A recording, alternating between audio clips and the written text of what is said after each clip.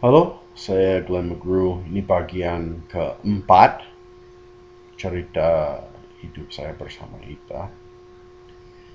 Ini bagian terakhir, kayaknya. Kita mulai di bulan Februari 2017. Kita sudah pulang dari Margono.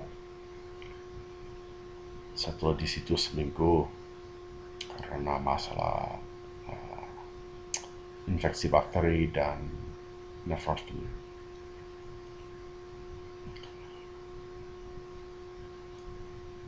Hari Senin dia bersikap baik sama saya. Hari Selasa juga. Hari Rabu dia baik juga, tapi kemudian Om Aja dan Tante Endang datang ke rumah. Dan setelah itu dia jadi marah sama saya. Saya tidak tahu kenapa pada waktu itu.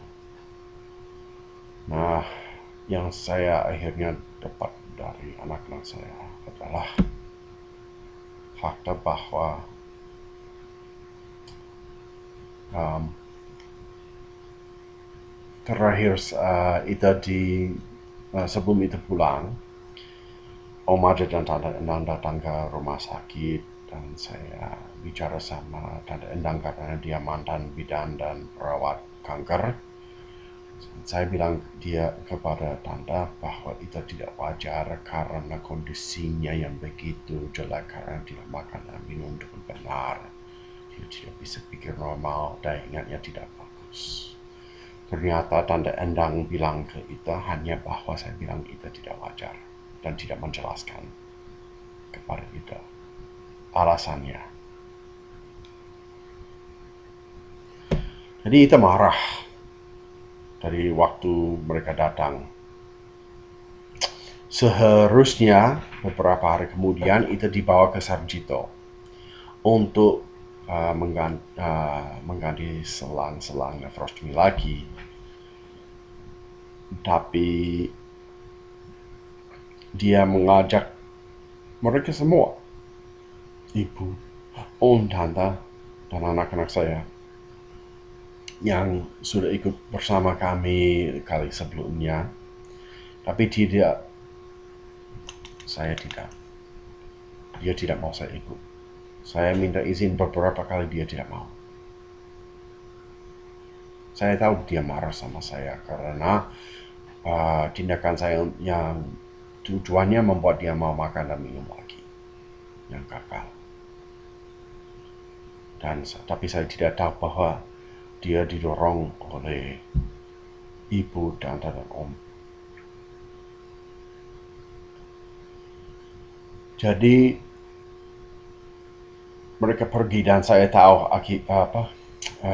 akan berujung buruk karena kondisi Ita sudah begitu parah dan sudah dari Januari setiap dia menggantikan selang nefrostomi, reaksi tubuhnya berat. Dia demam, menggigil pada terakhir kalinya di Februari. Dan ini akhir Februari, dia ke sana bersama mereka semua, naik ambulans gratis bersama mobil Om Ajat dan Tante Endang.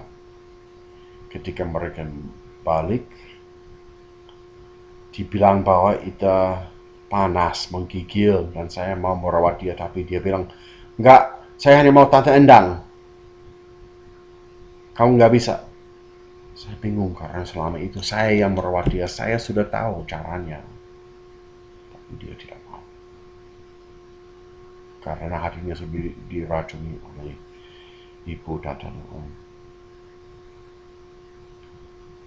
Dan hati saya sangat sedih, tapi saya terima resiko itu. Akibatnya sudah jelas. Tapi saya heran, kondisi itu melemah dan dia minta ke rumah sakit. Akhirnya saya bisa menemukan ambulans serta rombongan yang mau jemput. Kami diantar ke IGD.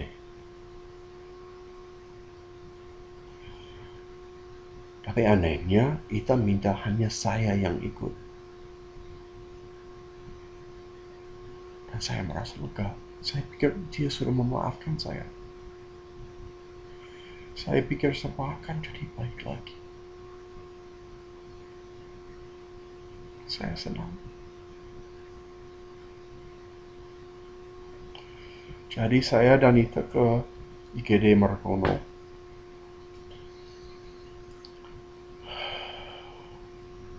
Dan dia diterima, diperiksa, dan malam banget dibilang dia harus masuk ke HCU. Dan Ita bilang kepada mereka, tolong jangan, karena mereka bilang bahwa saya tidak boleh ikut ke dalam HCU, dia harus sendirian. Dia bilang, tolong jangan memisahkan saya dari suami saya, tolong jangan, dia harus bersama saya, kami harus bersama. Jadi mereka merasa kasihan dan tidak masukin dia ke HCU langsung. Ita lemah banget, sangat lemah, dan saya sangat takut. Tapi sebelum itu terjadi, sebelum mereka mau pindah dia ke HCU, Ita mengungkapkan sesuatu kepada saya, bahwa setelah tindakan saya yang tujuannya baik, dia sudah membongkar semua aib saya kepada keluarganya, dan dia bilang kepada saya bahwa saya harus masuk Islam dengan benar, atau kami tidak bisa bersama lagi. Dan saya menjelaskan kepada dia lagi bahwa saya hanya melakukan tindakan itu dengan harapan Ita akan mau makan dan minum. Saya hanya berusaha menyelamatkan dia. Dan dia bilang, karena dia sudah lupa bahwa sayang sekali dia tidak tahu lebih dulu. Dia sudah lupa bahwa hari Senin saya sudah bilang itu ke dia.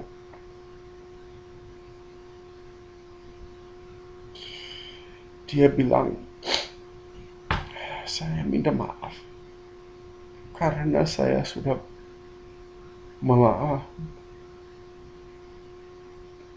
melanggar perjanjian kami. Saya sudah banyak berdosa. Saya tahu kamu marah sama saya.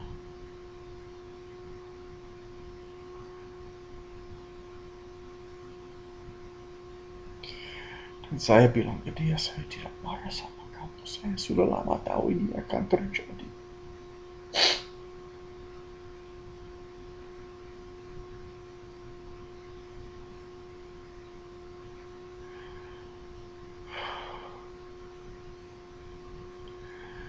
Dan saya peluk dengan dia. Dan dia bilang dia mau peluk saya.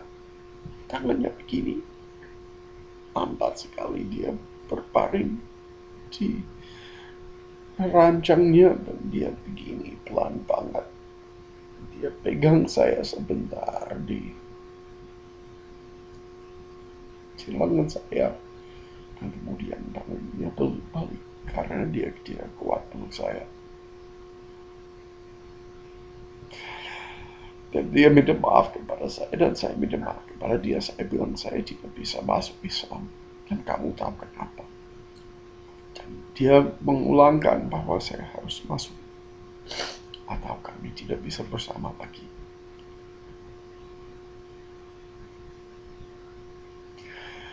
Dan ketika saya bilang lagi saya tidak bisa, dia bilang jangan ambil harapan saya.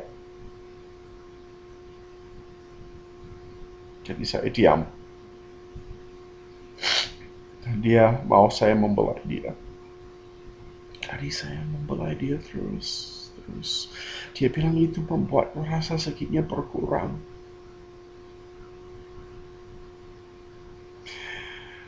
Jadi berjam-jam saya membelai dia. Kalau saya mulai tidur, dia bilang jangan berhenti. belai saya lagi. Jadi sampai sekitar jam 6, jam 7 saya lupa. Saya membelai dia terus. Kemudian saya tidak kuat lagi. Saya ke perawat, dia bilang, oke, silakan masukin dia ke HCU. Saya kan sudah kecapean.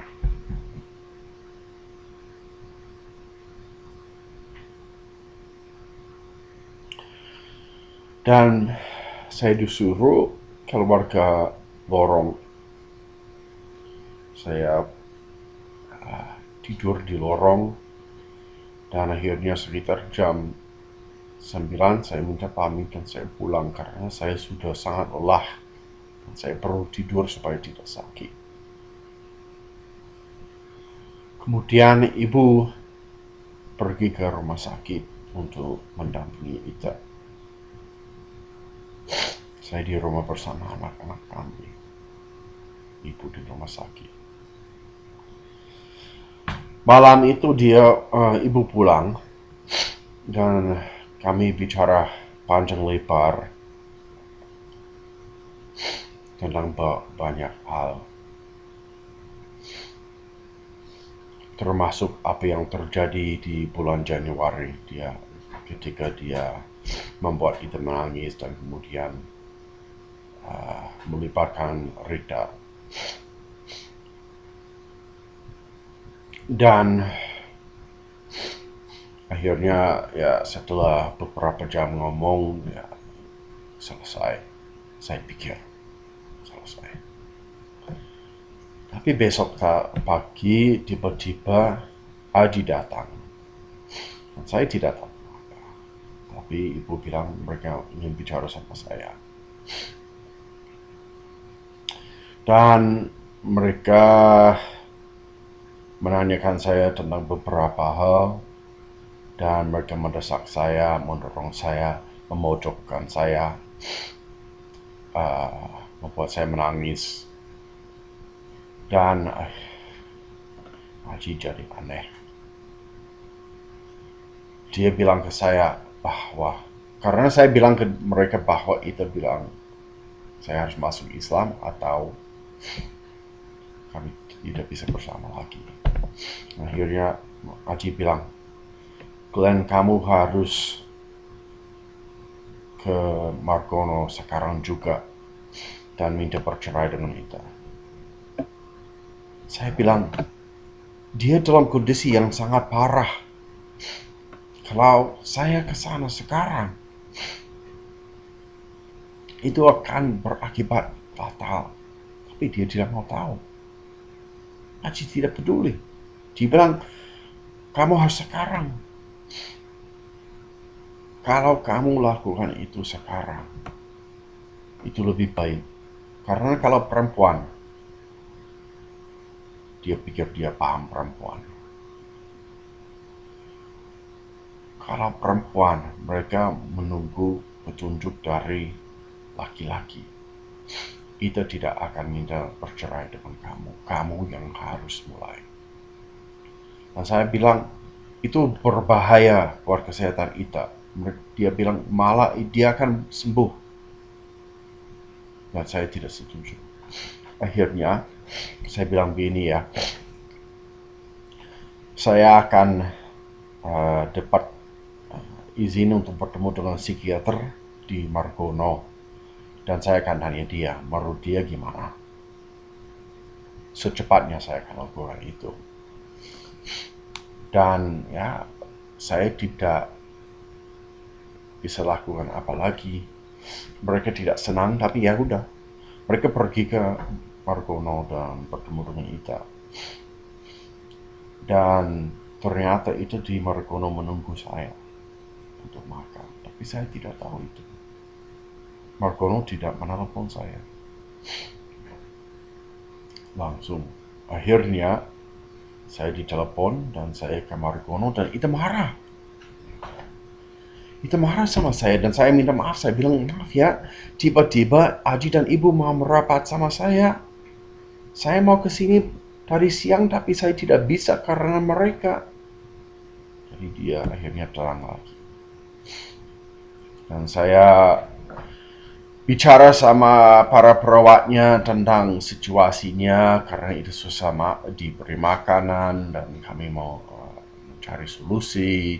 Dan sebenarnya malam itu waktu saya bicara sama ibu sudah dan ibu dan saya sudah membicarakan masalah makanan dan sudah setuju bahwa kita harus belajar makan di rumah sakit apa yang mereka menyajikan.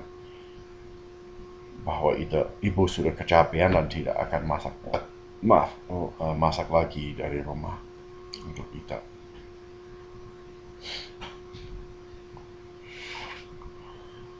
Jadi saya pulang dan besok saya ke Margono dan ketika saya bertemu ibu saya bilang, ibu tolong jangan ngomong seperti itu kepada kita lagi. Karena ternyata waktu dia ke Margono, dia berbohong kepada Ita tentang saya. Dia bilang hal-hal yang tidak benar. Dan saya harus meluruskan itu dengan Ita. Saya bilang, demi kesehatan Ita, jangan lakukan itu lagi. Tolong, jangan lakukan itu lagi. Dan saya pikir itu akan selesai. Karena saya tidak tahu apa yang terjadi.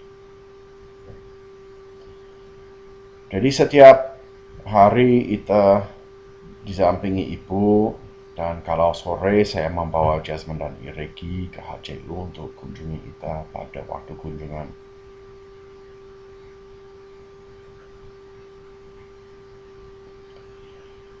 Karena ibu selalu pergi pagi dan pulang sore, saya merasa saya terpaksa di rumah. Saya tidak bisa meninggalkan anak-anak saya.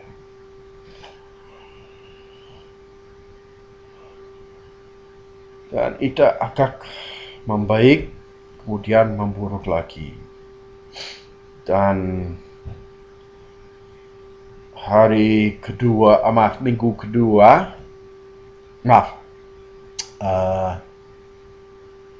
hari itu di mana saya minta ibu untuk tidak ngomong yang tidak benar kepada Ita.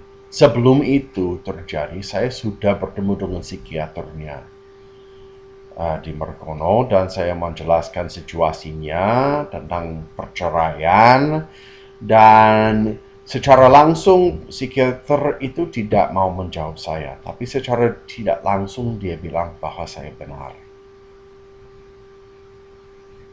Dan saya menyampaikan itu kepada ibu.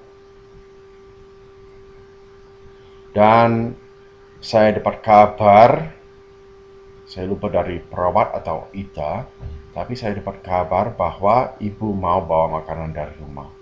Dan saya bicara sama ibu tentang itu juga. Dan saya bilang, ibu mau apa? Kemarin kita memutuskan bersama bahwa ibu tidak akan membawa makanan dari rumah lagi.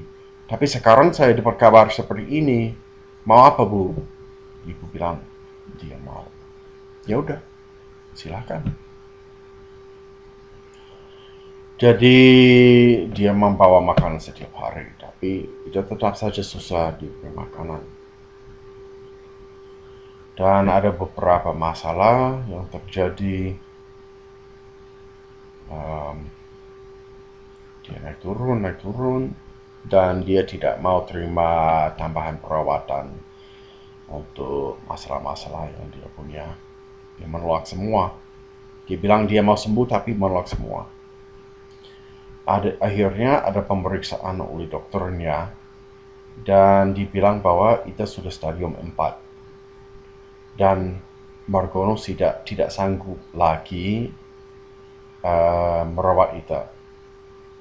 Ini sekitar setelah 1 minggu di HCU. Karena kankernya sudah menyebar ke bagian-bagian tubuh lain. Saya lupa yang mana. Mungkin hatinya. Pokoknya Ita masih mau disembuhkan. Ita mau ke Sarjito.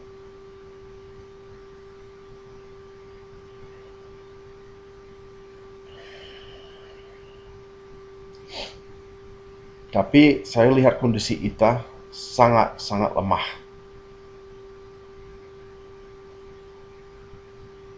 Dan saya tahu dari pengalaman bahwa dia tidak kuat naik ambulans. Jalan ke Sarjito itu sangat buruk pada saat itu. Saya bicara sama ibu dan kami memutuskan bersama untuk tidak langsung ke Sarjito karena itu keinginan itu juga. Dan saya sudah kewalahan menangani kekeras kepalaan Ita. Saya ke perawatnya dan saya bilang, saya tidak tahu apa yang harus dilakukan lagi. Saya sudah berusaha semaksimalnya, tapi itu tetap saja susah. Jadi sekarang saya serahkan semua keputusan kepada Margono. Tolong membantu kami. Dan perawatnya bilang oke.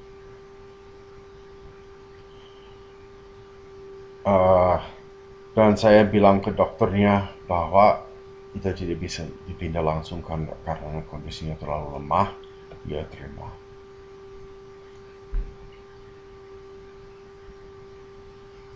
Saya minta setelah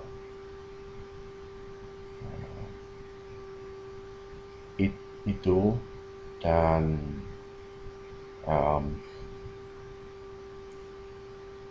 kemudian ini kayaknya hari Rabu minggu kedua di HCU. Ibu datang dari Margono bersama dengan Om Ajat dan Tante Endang. Dan waktu mereka masuk, kami bertiga, maksudnya saya dan anak-anak saya di depan menonton film di ruang tamu. Om Ajat cuek kami semua. Dia tidak mau ngomong. Nah, Ita sangat menyayangi Om Ajat dan Tante Endang karena mereka selalu berbuat baik untuk dia. Jadi dia merasa sedih, dia ikut mereka ke belakang dan menyapa Om Ajat terus. Tapi Om Ajat, kata Jasmine, bilang, saya tidak kenal dia, saya tidak kenal dia, saya tidak kenal dia, saya tidak kenal dia. Ternyata semalam waktu kami pulang, malam banget, karena cari makanan di luar.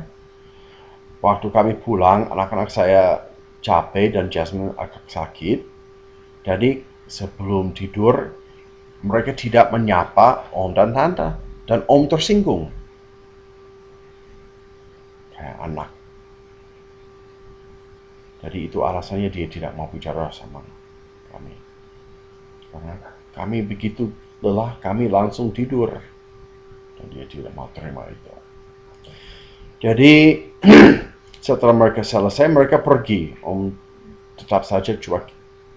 Jasmine sangat sedih. Dan begitu saya ke Margono, itu marah. Karena akhirnya ibu bilang ke Ita, dan hanya dari persepsi mereka. Jadi kami sedang keluar mencari makanan untuk Ita minta pizza. Kami bertiga naik motor mencarinya. Dan sambil di jalan, Ita menelepon dan dia marah sama Jasmine.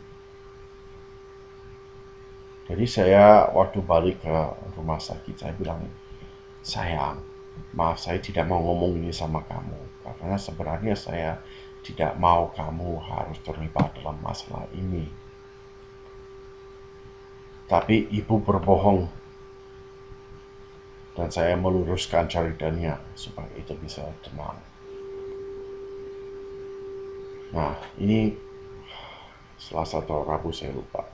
Dan saya sangat bingung, saya harus ngomong apa supaya ibu berhenti ngomong hal-hal yang tidak baik kepada Ita, yang membuat Ita tambah stres, tambah sakit. Jadi selama 2 hari saya tidak ngomong tentang itu. Akhirnya saya ngomong lagi, ibu tolong jangan lakukan itu lagi. Ini masalah kesehatan Ita yang harus diutamakan. Dan itu ibu tidak mau terima. Jadi dia jadi marah sama saya. Dan saya menyuruh dia akhirnya. Dan dia mulai sama saya. Dan kami tidak jauh dari ranjangnya itu. Dan saya bilang, ibu diam. Ini mengganggu Ita. Akhirnya ibu diam. Tapi dia marah. Marah karena saya berani melindungi istri saya dari tindakan-tindakan ibu yang tidak wajar.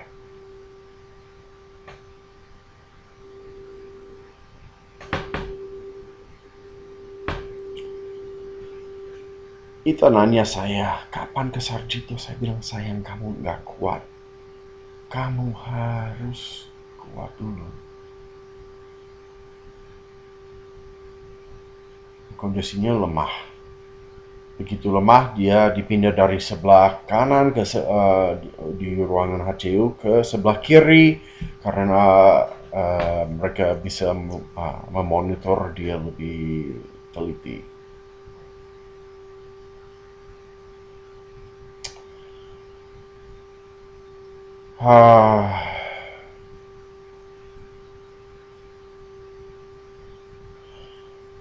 Hari Jumat,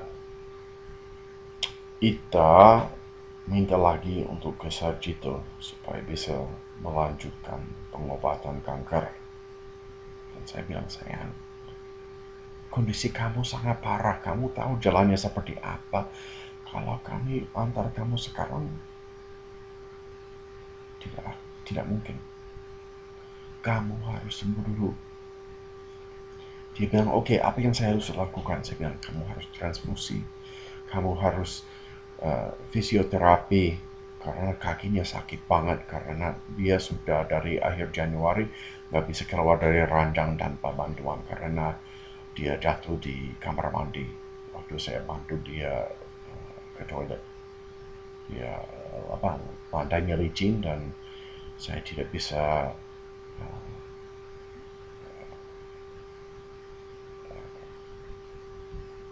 pegang dia dengan cukup erat sampai dia jatuh dan melukai dirinya sendiri. Dari itu dia tidak bisa jalan dan dia dirancang terus. Saya bilang, ini yang harus dilakukan, nutrisi lewat infus dan lain-lain. Dan dia bilang, oke, kalau itu yang dibutuhkan saya terima. Jadi saya senang banget. Saya langsung ke perawatnya bilang, tolong, dia sudah terima transfusi, dia sudah terima fisioterapi dan lain-lain, tolong dilanjutkan. Jadi mereka lakukan fisioterapi dan mereka pesan transfusi. Akhirnya darah transfusi datang. Tapi kondisi Ita kurang bagus dan mereka bilang kami harus menunggu dulu. Maaf, salah. Ibu sudah pulang pada waktu itu sekitar jam 7 mereka ambil sampel. Saya antar sampelnya ke bank darah dan mereka akhirnya mereka bilang ya kami masih harus menunggu sampai darahnya ditemukan dan disiapkan. Dan masih 2 jam. Sekitar jam 9 saya di samping Ita 9 malam hari Jumat. Ada salah satu perawat yang sudah berbaring di ruangan perawat dan tidur di belakang. Ada satu lagi yang kayaknya mau. Tiba-tiba saya lihat Ita rupanya merubah tangannya begini dan mukanya begini. Dan saya lihat itu dan saya langsung sadar bahwa dia kena kejang. Saya langsung panggil perawatnya. Dan perawatnya memasang masker oksigen. Tapi Ita terus ambil. Jadi saya pegang kedua tangan Ita supaya dia tidak bisa melepaskan maskernya ataupun infusnya. Tapi dia coba terus. Dan mereka merawat dia terus selama 1,5 jam saya pegang Ita supaya dia tidak bisa melukai diri. Dan saya takut. Mereka bilang itu karena hipoglikemia, artinya gula dalam darahnya terlalu rendah. Tapi lama-kelamaan mereka menyelamatkan kita.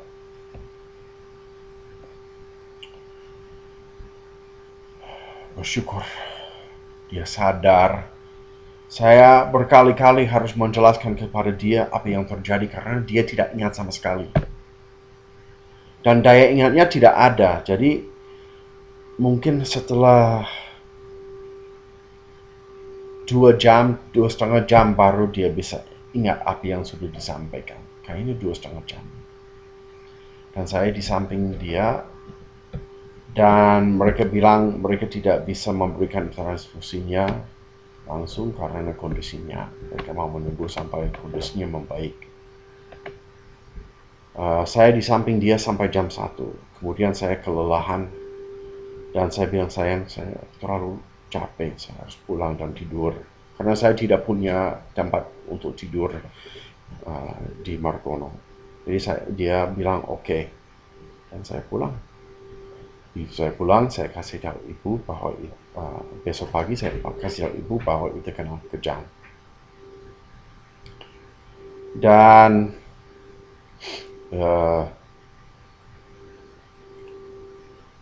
saya tidur. Pagi saya bangun, ibu berangkat ke Margono. Saya tidak tahu, tapi transfusi belum jadi. Dan Aji datang ke rumah sakit, banyak tamu yang datang ke rumah sakit. Saya di rumah sama Jasmine dan Ricky. Kami sudah mau kunjungi kita. Kami datang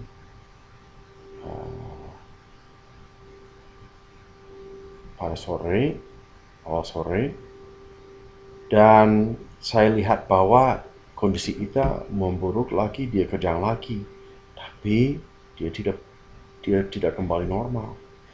Mereka bilang mereka sudah mengikat kedua tangan dia di ranjang supaya dia tidak bisa ambil masker, tidak bisa cabut infusnya.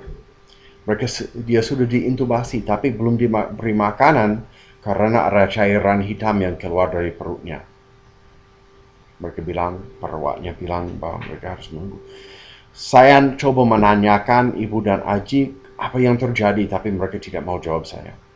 Jadi saya ke perawatnya dan perawatnya bilang pada jam 11 itu kejang lagi. Dan saya bilang, kenapa kalian tidak kasih tahu saya? Mereka pikir keluarganya akan kasih tahu saya. Tapi dari Aji dan ibu tidak ada kabar sama sekali.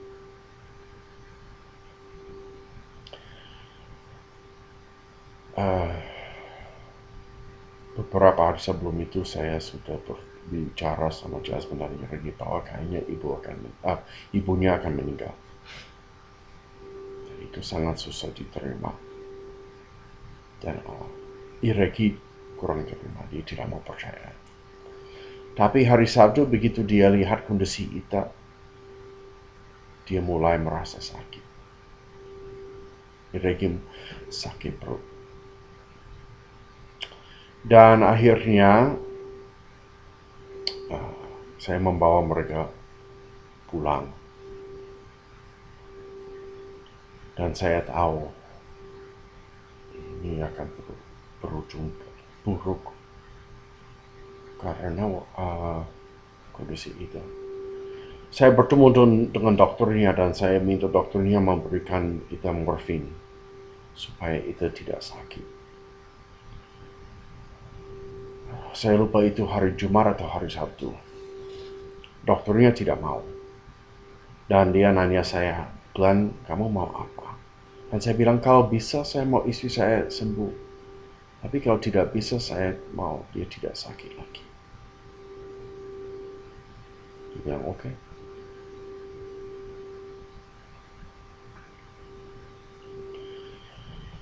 Jadi Sabtu sore atau malam saya minta izin dari Ita untuk memulangkan anak-anak kami, dan dia memberikan izin. Dia hampir tidak bicara sama siapa-siapa selama saya di situ, tapi begitu saya minta izin dia bilang oke. Jadi dia agak sadar. Saya pulang, Iregi mulai demam, diare, sakit perut, dan saya tahu bahwa Iregi itu sudah sadar bahwa ibunya akan meninggal. Dan saya coba menenangkan mereka berdua. Akhirnya kami tidur bersama. Hari Minggu pagi, ibu datang dengan Om Aja, Tante Endang, Tante Endar, Om Yanto. Mereka masuk, mereka makan, tidak memberikan makanan kepada kami. Pergi ke rumah sakit.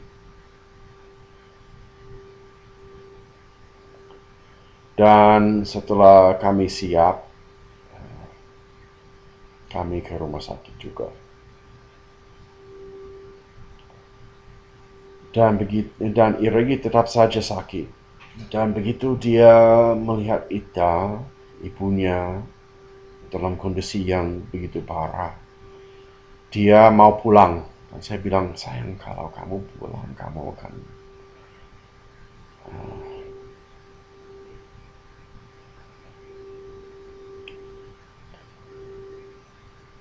menyesal. Tapi lama-kelamaan dia tidak bisa ditenangkan oleh anggota-anggota keluarga dan teman yang sudah ada di HCU. Ada banyak orang yang datang, kunjungi, banyak anggota keluarga, dan ada yang coba menenangkan dia, tidak bisa, tapi tidak ada satupun yang menawarkan antar dia pulang atau menjaga dia. Jadi saya terpaksa. Saya tanya Jasmine apakah dia mau pulang juga. Ini hari Minggu ya, tanggal 5 Maret 2017. Sekitar jam 12 atau jam 1 siang. Jadi Jasmine mau tetap bersama kita. Saya antar Iregi pulang. Saya suruh dia ke toilet karena masih diare. Kemudian saya suruh dia tidur. Dia tidur. Kurang lebih jam 3 mulai hujan deras. Dan itu membuat saya merasa, aduh, ada yang tidak beres. Beberapa menit kemudian, ada yang menelpon, kayaknya Tante Endang menelpon, dan dia bilang sesuatu, tapi dia menangis dan saya tidak bisa paham. Kemudian Jasmine ambil telepon dan bilang saya harus langsung ke rumah sakit karena Ita meninggal.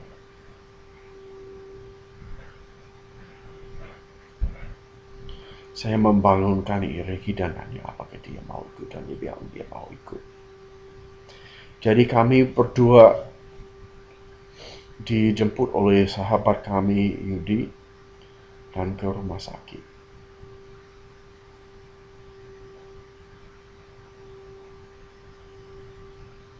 Dan saya masuk, Ita sudah ditutupin dengan kain, spray, dan saya ke samping dia dan saya berlutut menangis. Tante Endar datang ke saya dan dia suruh saya bilang ini. Dan saya tidak tahu apa yang dia mau dia mau saya bilang, tiba-tiba dia mau saya bilang asyhadu, dan saya tidak bisa. Dan dia bilang demi Ita, bilang ini, dan saya bilang saya tidak bisa. Dan dia tidak mau berhenti mendesak saya, jadi saya berdiri dan lari keluar.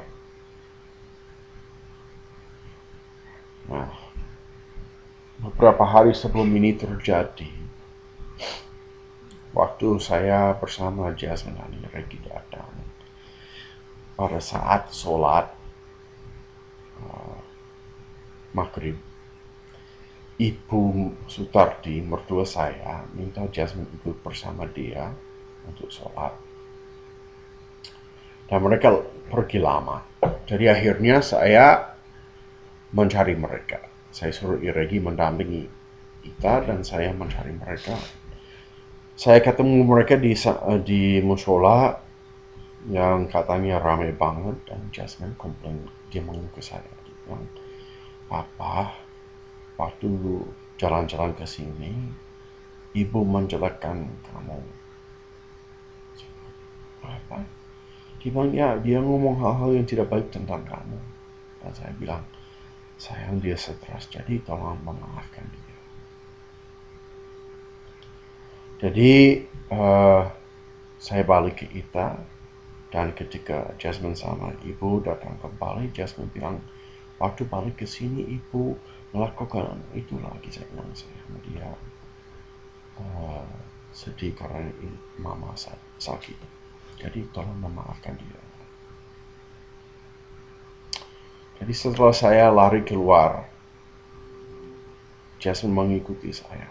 Nah, saya harus menjelaskan bahwa pada malam pertama waktu mau masuk HCU, itu bilang bahwa Jasmine sudah menunjukkan kalau kami berpisah, Jasmine mau bersama kita, dan kayaknya Iregi juga.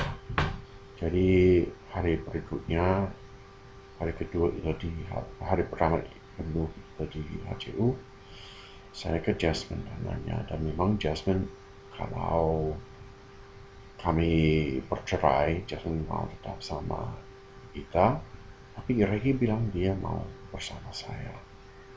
Dan kemudian Iregi bilang, kalau Jasmine mau bersama kamu, saya akan di samping Mama. Tapi kalau tidak, saya mau bersama Ayah.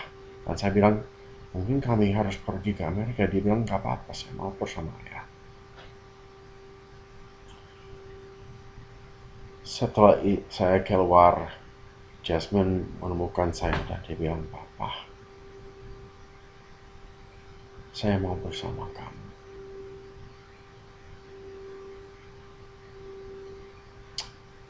Kita akan menjalankan ini bersama. Dia ngomong itu dengan mengingatkan saya bahwa mungkin hampir 2 minggu sebelumnya kami bertiga menonton sebuah film. Ini judulnya The Monster at My Door. Itu sebuah film tentang anak yang punya ibu yang sakit kanker parah, yang dikunjungi oleh seekor monster yang berusaha mengajarkan sesuatu kepada anak itu. Ibunya akhirnya meninggal, dan kami menangis, bertiga menangis, dan saya bilang, kami akan bersama, kami akan bertahan bersama, kami akan, apa yang terjadi, kami akan bersama dan saling bantu. Jadi Jasmine mengingatkan saya tentang hari itu waktu menonton film itu tentang kanker. Dan itu membuat hati saya terharu. Iregi datang, dia peluk saya, Jasmine peluk saya. Kami begini.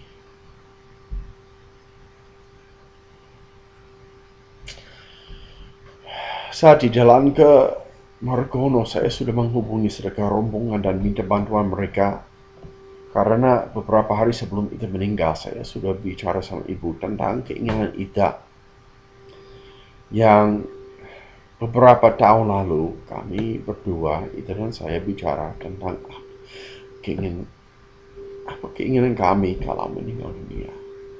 Dan kami punya pandangan yang sama, yaitu kami berdua ingin kalau meninggal dunia, tubuh kami kalau bisa bagian-bagian tubuh yang dapat diselamatkan diberi kepada orang yang butuh untuk transplantasi. Kalau tidak bisa, tubuh kami diberikan kepada para ilmuwan.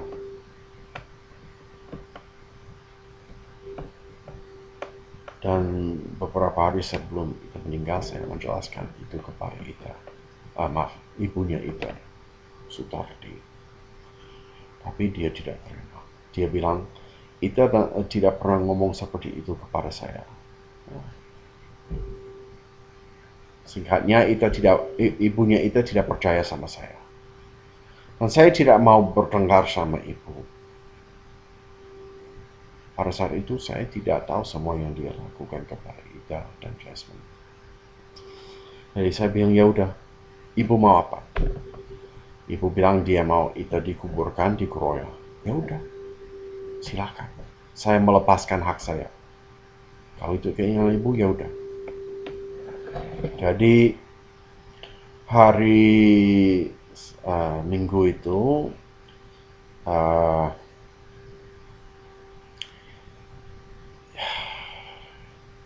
Ita mau dimandikan, dan sebelum saya datang, waktu di jalan ke Margono, saya menghubungi serka rombongan dan minta ambulans untuk mengantarkan jasad Ita ke Kroya untuk dikuburkan.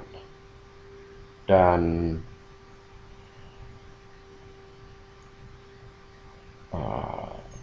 jasad Ita diantar ke ruang kamar mayat. Dan keluarganya bilang saya tidak boleh menyaksikan pembersihan tubuhnya. Tapi saya bilang, dia istri saya dan saya punya hak. Mereka bilang, ada Om Yanto, dia bilang, Glenn, dalam agama kami, kamu tidak boleh karena kamu bukan Islam. Saya bilang, ya saya paham itu, tapi saya akan, karena itu istri saya. Dan dia coba membujuk saya jalan. Dan Om Ajat juga coba, dan saya bilang, saya tidak mau, saya akan. Kemudian saya balik badan ke ibu dan saya bilang, Ibu, saya sudah memberikan hak menguburkan Ita di Kroya kepada ibu. Tolong sebagai balasan mengizinkan saya masuk. Dan ibu bilang oke. Om Yanto tidak senang dan dia coba menyuruh saya, tapi saya cuek. Dan Om Aja datang ke ibu dan dia mulai ngomong jahat. Dan saya bilang, diam. Kamu tidak usah bicara. Dan dia bilang, dan mulai jalan. Dan saya bilang, dan dia lihat saya marah. Dan saya lihat dia marah. Karena saya sudah tidak benci dia. Karena saya tahu dia ular, demit.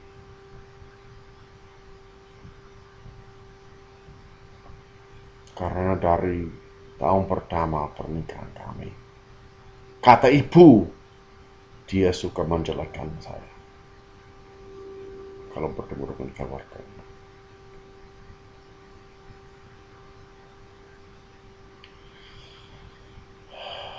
Jadi saya masuk ke kamar mayat bersama beberapa tetangga dan ibu dan Jasmine, dan saya berdiri jauh dari mereka sambil mereka mencuci tubuhnya Ita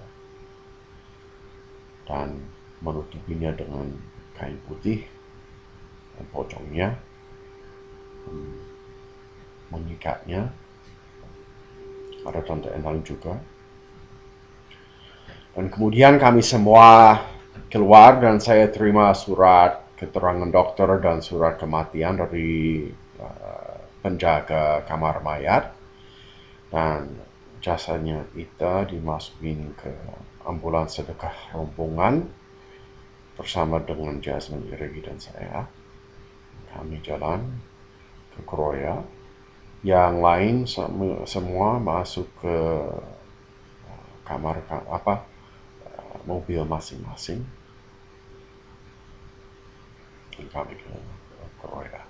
Ini sudah lama dan sayang sekali harus ada bagian kelima. Jadi saya akan tutup bagian ini dengan bilang mohon maaf karena bahasa Indonesia saya yang kurang bagus dan belak-belakan saya yang biasanya tidak begitu diterima orang Jawa.